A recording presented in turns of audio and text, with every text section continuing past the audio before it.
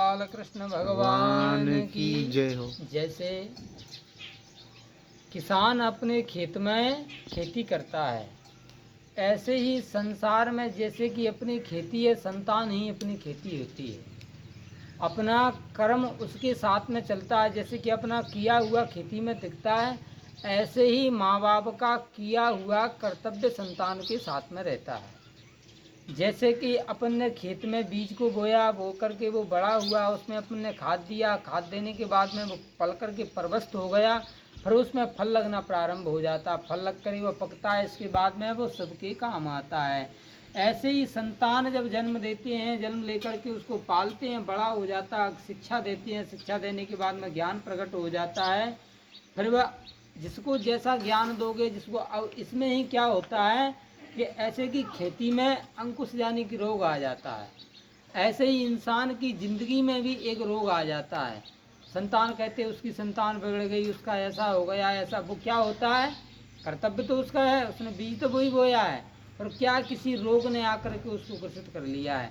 तो इसके लिए जैसे कि अपन डॉक्टर के पास जाते हैं और दवा देते हैं, दवा, तो इसी प्रकार खेती के लिए अपन ऐसे बीज में दवा लाए और दवा ला करके अपन ने छिड़क दिया तो वह खेती का रोग खत्म हो जाता है जी। ऐसे इंसान अपनी जिंदगी में क्या करता है कि डॉक्टर के बाद, इस संसार के तो नकली डॉक्टर हैं दिखाने के लिए, असली डॉक्टर तो कौन है, परमात्मा भगवान। और उसका किया हुआ जो पुण्य है वो सबसे बड़ी औषधि है।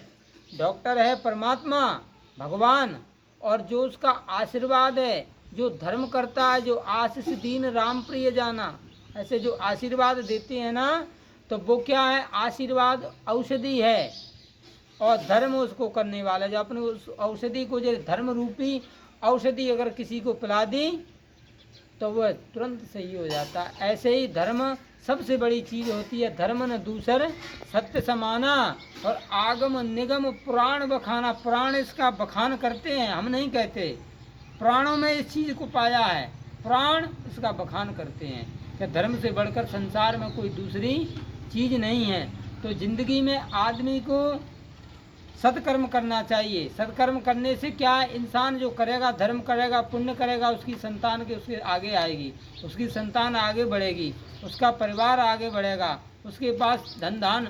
आज परमात्मा कह दे तू मेरे लिए 5 पैसे दान कर, मैं तुझे 15 पैसे दूंगा। अगर तू 5 पैसे अगर दान नहीं करेगा मैं तुझे 1 पैसा नहीं दूंगा। वो तंग रहता है, अगर मेरे पास, मेरा बेरोजगार नहीं चल रहा, मेरा धंधा नहीं चल रहा, मेरा ये क्या है, तो वो धर्म नहीं करता। धर्म करोगे तो संसार में तुमको परमात्मा खूब देंगे।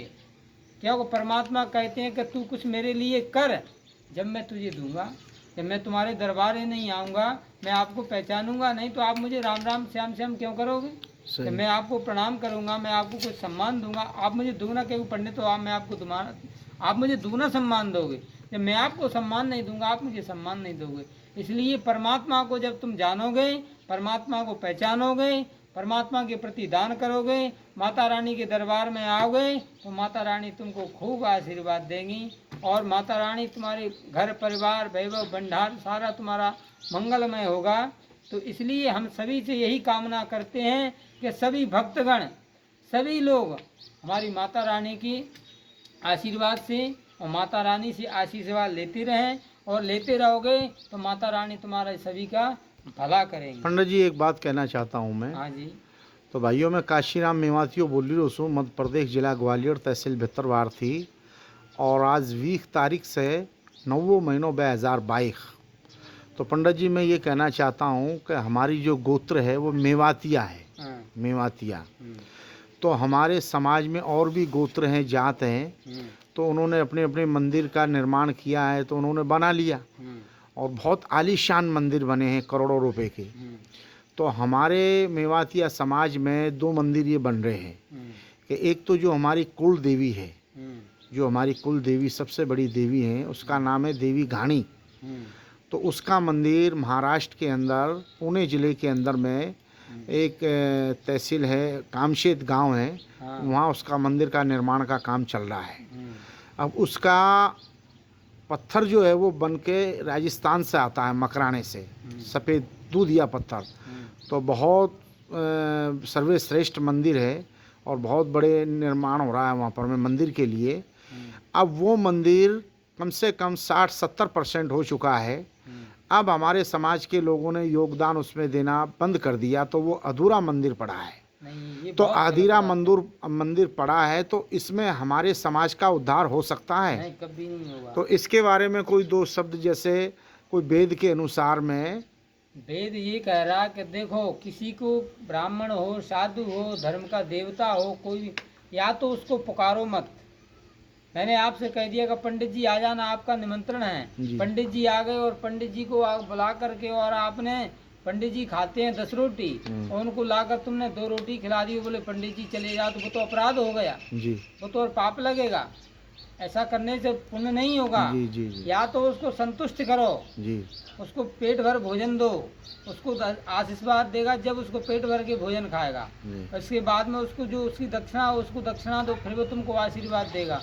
वह भूखे को अगर तुम भगा, ऐसे ही माता का किया हुआ तुमने अधूरा कार्य, वो अब रुष्ट हो जाएंगे, तो आपको दंड देना प्रारंभ कर देंगे। इसलिए आप लोगों को चाहिए कि उसी ओर से, जैसे कि आज आपने अगर 5% हो, कल आपको 10% माँ के दरबार में पहुँचना चाहिए। तो माता ने अगर तुमको आज और 5% आशीर्वाद दिया होगा, कल तुमको 50% आशीर्वाद मिलेगा। जय माता दी। एक मैं ये बात कहना चाहता हूँ कि किसी मेरे को संत ने बताया था कि जैसे अपन कमाई करते हैं, तो ना चाहते हुए भी इंसान तरह तरह के झूठ बोलता है, उसमें धंधे के अंदर में कुछ ना कुछ ऐसे बातें चलती हाँ, हैं। चलती हैं। तो गुरुजी ने मेरे को ये कहा था कि वेद के अनुसार शास्त्रों के अनुसार में अपनी कमाई का जो दशांश हिस्सा होता है, दान करना 10वां हिस्सा, वो धर्म के कार्यों में लगना चाहिए, कार्य में चाहिए। लगना तो चाहिए। ये सत्य है कि नहीं, सत्य बात है। वो दशयांश अगर तुम्हारा जो निकल जाएगा, कमाई तो शुद्ध हो धर्म- जाती है। तो तुम्हारा जो झूठ का जो किया हुआ, जो तुम्हारा ये सारा